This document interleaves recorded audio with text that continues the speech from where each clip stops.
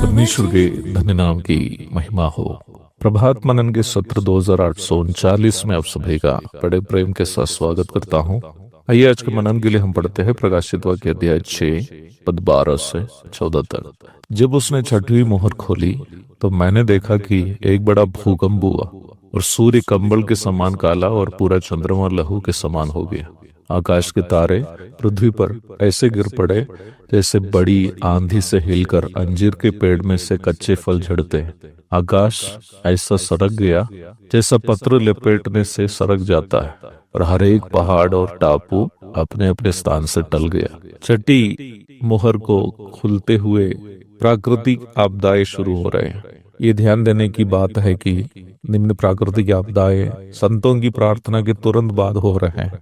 परमेश्वर का प्रकोप संसार पर सूरज, चांद और अन्य आसमानी पिंडों के माध्यम से पड़ने का भयानक दृश्य हम यहाँ देख रहे हैं। हमें इस बात की स्पष्ट जानकारी नहीं है कि सूर्य और चांद किस कारण से ये कैसे काला हो जा रहे हैं।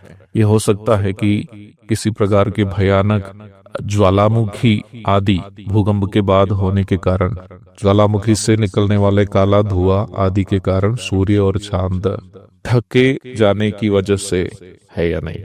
उस प्रकार होने की भी संभावना है, क्योंकि पद भी कहती है कि सूर्य कंबल के समान काला और पूरा चंद्रमा लहू के समान हो गया। कोई अन्य कारण भी हो सकता है। मत्ती 24:29 में निम्न विषय को हम इस प्रकार पढ़ते हैं। उन दिनों के क्लेश के तुरंत बाद सूर्य अंधियारा हो जाएगा और चंद्रमा का प्रकाश जाता रहेगा और तारे आकाश से गिर पड़ेंगे और आकाश की शक्तियां हिलाई जाएगी। यहाँ तारे करके हिंदी में दिया गया शब्द के लिए मूल भाषा यूनानी में एस्टर शब्द दिया है, जो तारे को ही सूचित करता है।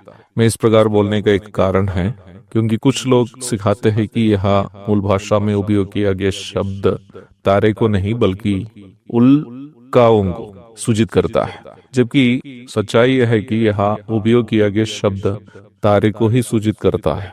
मत्ती 24:29 में भी तारा अर्थ आने वाला एस्टर शब्द का उपयोग किया है। अब यह एक संदेह उत्पन्न होने की संभावना है। कई ताराएं पृथ्वी से भी आकार में बड़ा है। ऐसे में ताराएं पृथ्वी पर कैसे गिर सकते हैं? ये एक अच्छा तार्किक प्रश्न है। इस तार्किक प्रश्न का एक तार्किक उत्तर भी है।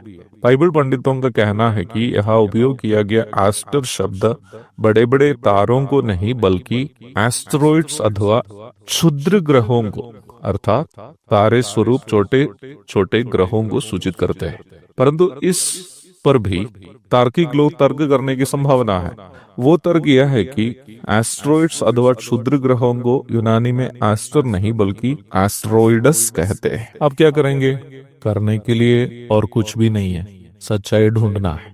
सच्चाई यह है कि यूनानी भाषा में एस्टेरॉइड्स शब्द सन 1802 के बाद, जब क्षुद्र ग्रहों की खोज करने के बाद ही जोड़ दिया गया है। सर विलियम हर्शल नामक व्यक्ति ने इस नया शब्द को 19वीं शताब्दी के प्रारंभ में ग्रीक भाषा में जोड़ दिया है।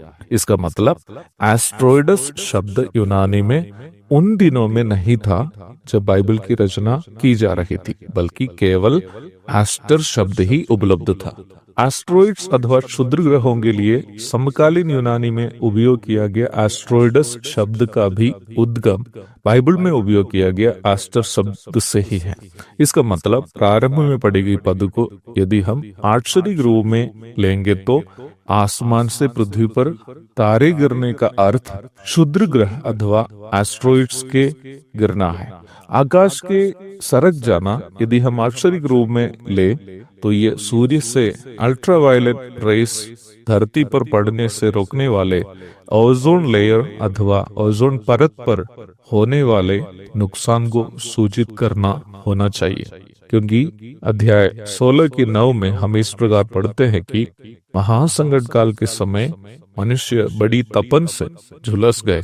दोनों भागों को मिलाकर पढ़ने से ये ओजोन लेयर में होने वाला नुकसान को ही सूचित करता है करके हम अनुमान लगा सकते हैं। भूकंप का भयानकता इतना भारी होगा कि पहाड़, टापू इत्यादि उसके स्थान से टल जाएगा।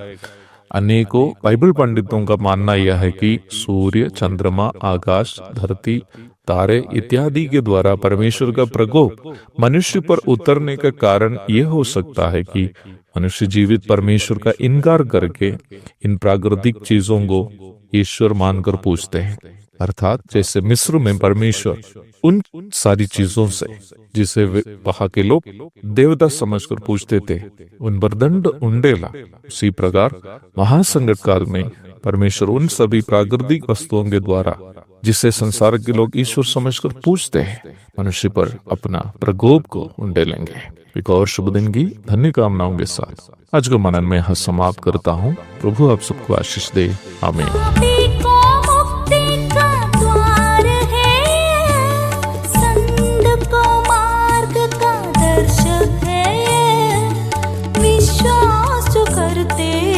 उसके लिए अनंत जीवन